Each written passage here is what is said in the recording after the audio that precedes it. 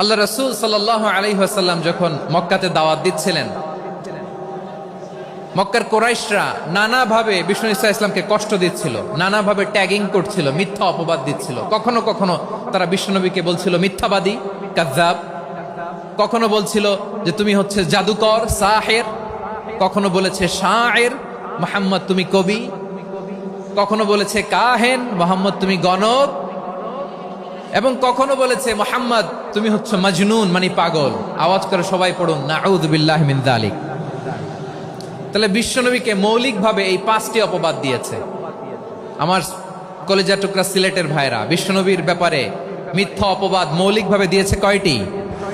5টি। বলেছে তুমি মিথ্যাবাদী, বলেছে তুমি গণক, তুমি কবি, তুমি পাগল, তুমি জাদুকর। বিশ্বনবীকে যে এই 5টি অপবাদ দেয়া হলো, আল্লাহ তাআলা এটা সহ্য করেননি। এই 5টি অপবাদের বিপরীতে আল্লাহ তাআলা বিশ্বনবীর 5টি চমৎকার বৈশিষ্ট্য উল্লেখ করে সূরাতুল আহজাবের 2টি আয়াত নাজিল করেছেন। আওয়াজ করে পড়েন আল্লাহু আকবার।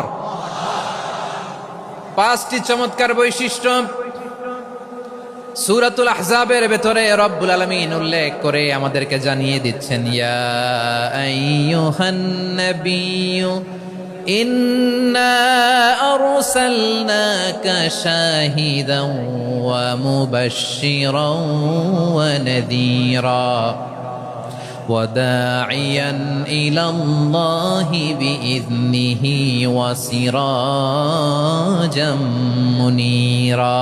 পড়েন আল্লাহু আকবার।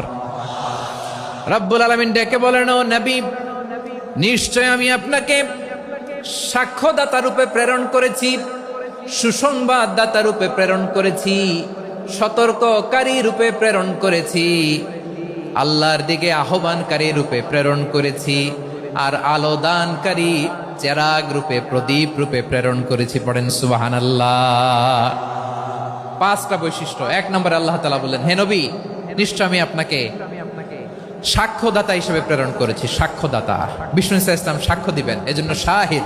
শাহিদ মানে সাক্ষ্যদাতা। আওয়াজ করে বলুন, শাহিদ মানে কি? তিনি সাক্ষ্য দিবেন। মুবাশশির, 2 নম্বর বৈশিষ্ট্য হচ্ছে তিনি মুবাশশির। মুবাশশিরুম বিরাহমাতিল্লাহি ওয়া বিল জান্নাহ। তিনি আল্লাহর রহমতের সুসংবাদ দেন, তিনি আল্লাহর জান্নাতের সুসংবাদ দেন। সুবহানাল্লাহ পড়েন।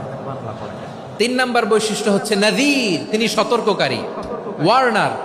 তিনি সাবধান করতে এসেছেন, রিমাইন্ডার দিতে এসেছেন যে আল্লাহর পথে যদি না চলো, শিরকি কাজ যদি না থামাও, তাহলে এমন আযাব আসবে আল্লাহর পাকড়াও থেকে তুমি বাঁচতে পারবে না। তিনি নাযীর।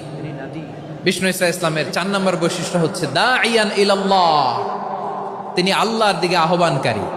এই যে আমরা আমাদেরকে পরিচয় দেই যে আমরা দাঈ, বলি না? বলি যে উনি হচ্ছেন একজন দাঈ ইলাল্লাহ। বহু বচন আমরা বলি আদ-দুআত ইলাল্লাহ। এটা কোরআনের এই আয়াত থেকে এসেছে। সুবহানাল্লাহ পড়েন।